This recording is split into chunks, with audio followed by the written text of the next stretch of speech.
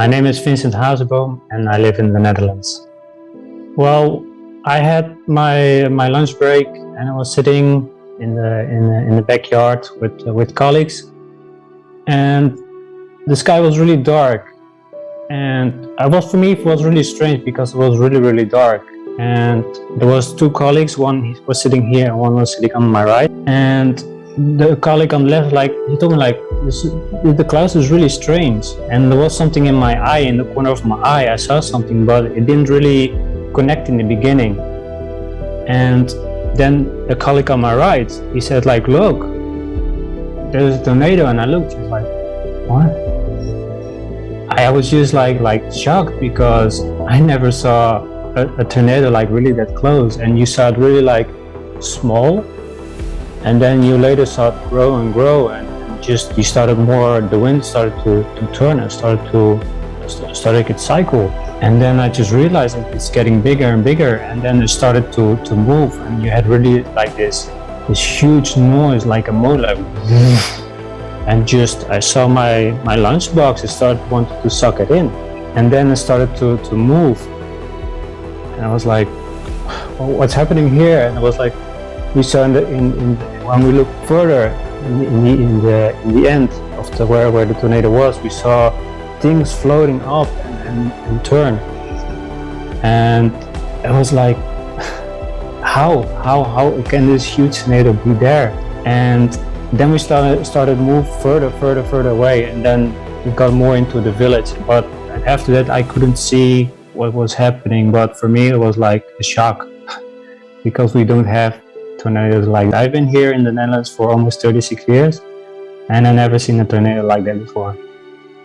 So that was for me really shock. And also my colleagues, they were filming what's happening here. Everybody was shocked, this is not happening a lot. When you have a tornado, you always think about America or those countries. And here, when you have a tornado, you have a small wind. You can see it, you see the leaves around it, but not like that. I hear and I saw that there was in 1992, there was a tornado here in the Netherlands, but I cannot remember. I was really young.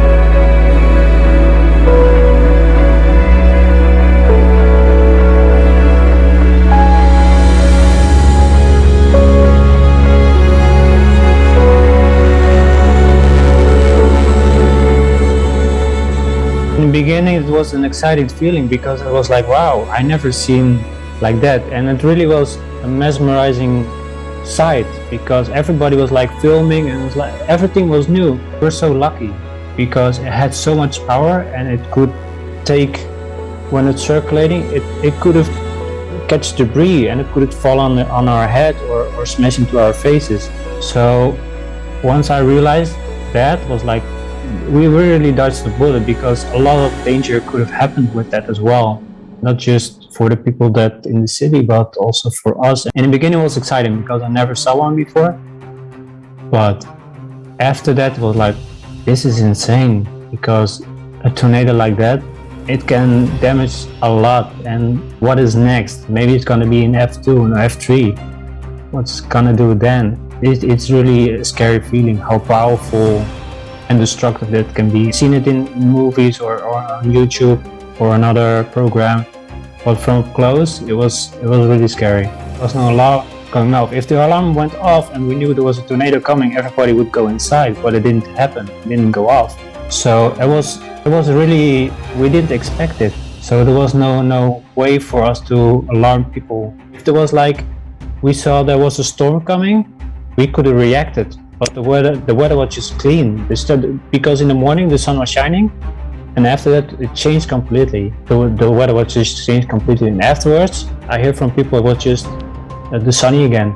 So something is off. What we need to do for the climate is, personally, is to be self-aware of what's happening in the world, and not just the world, but also what's happening with the agendas. It starts with ourselves.